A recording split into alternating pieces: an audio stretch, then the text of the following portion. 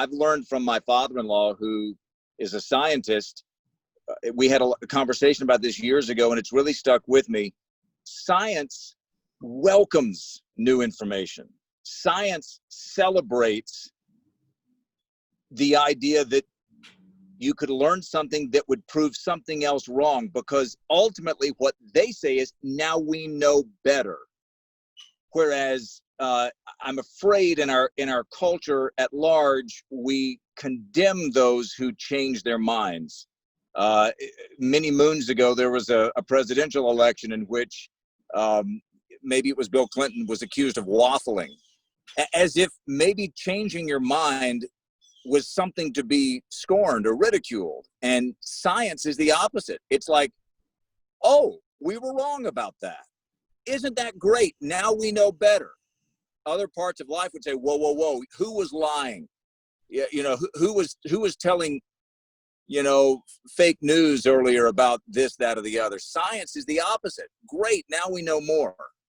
Yeah, I mean, that's why the scientific method starts with a hypothesis, right? Is I don't know, but here's my guess. And then now let's do the research to see if it's true. And Amen. it's just, you know, I mean, if we could all start out with that, I don't know, but this is my guess. Yes. Imagine how much better, you know, our conversations would be. It changes. You're starting from a completely different position.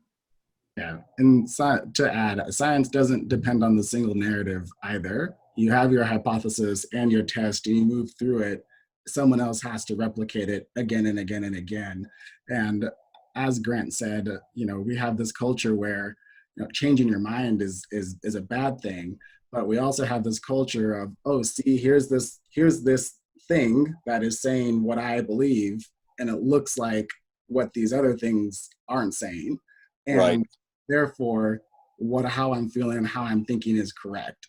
But if there isn't, you know, correlation between that one thing and many other things, is it indeed factual? Is it indeed correct? And I think for implicit bias, that's something that even, you know, especially for myself, I have to be acutely aware of, because I can listen to a podcast and stay in an echo chamber of my own feelings and thoughts and say, see, I'm 100% justified in how I feel about this thing. But if I don't open up my, you know, my headspace to others, to how they see and how they think, my bias will just continue. Great stuff. Very quickly, one other, talking about ways that we can address implicit bias, and Grant had mentioned, you know, trying to not let the trolls take over. One thing that has helped me as far as social media goes, you know, social media, the internet is very good about, you follow this on Instagram and, oh, you may also like this, this, this, and this. Well, if all you do is follow the ones that you may also like, you're going to just be seeing the same thing. So one thing that I've done and encouraged others to do is, like, follow an account that maybe you wouldn't ever. Like, I had a friend I've encouraged to do that, and he texted me the other day and he's like, man, my Instagram feed is really confused. And I was like, good.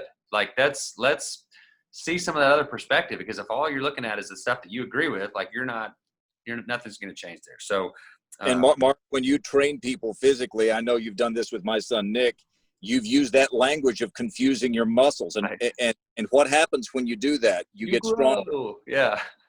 You struggle, but you get stronger because you've confused the muscles. And there is something, I think there is a metaphor there that we can learn.